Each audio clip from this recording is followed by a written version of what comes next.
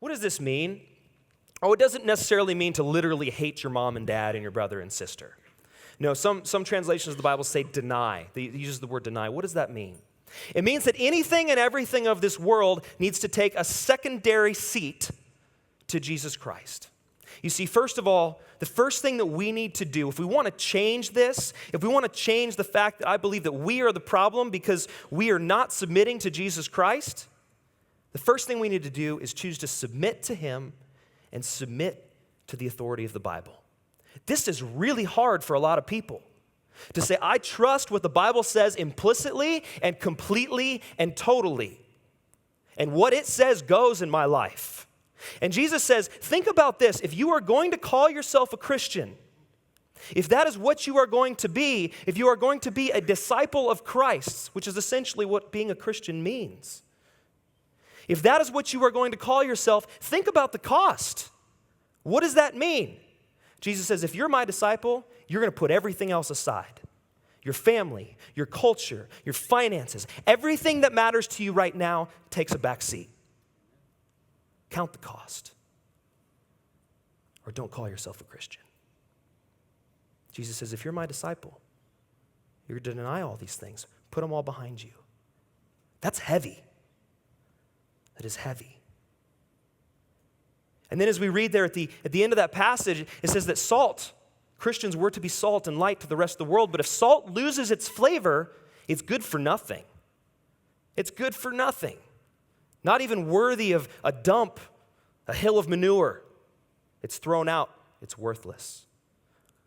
Why do we call it salt if it has no flavor? Why do we call ourselves Christians if we do not reflect Christ? Why do we call ourselves Christians if we are not disciples of Jesus Christ? And what I have seen throughout this country is churches all over the place, Christians all over the place that claim to be Christians. They say, I am a follower of Jesus Christ, and yet there is very little evidence in their life that that is true. And it breaks my heart. And I watch as these young people grow up. I watch as these young individuals, they look at their parents, their mom, their dad, their families, and they say, Christianity doesn't work for me. My experience tells me that it's not true. My experience tells me that it's not legitimate. And I would argue, how can we be like Christ if we never spend time with Him? If we are not a disciple of Him? You know, I've been told before, I've had people tell me, they say, man, I tried Christianity. I tried doing that. It didn't work for me. It's like, what do you mean it didn't work for you?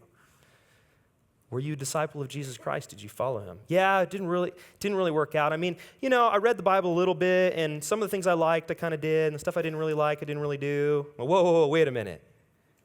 You have to surrender completely. That's like deciding that driving didn't work for you.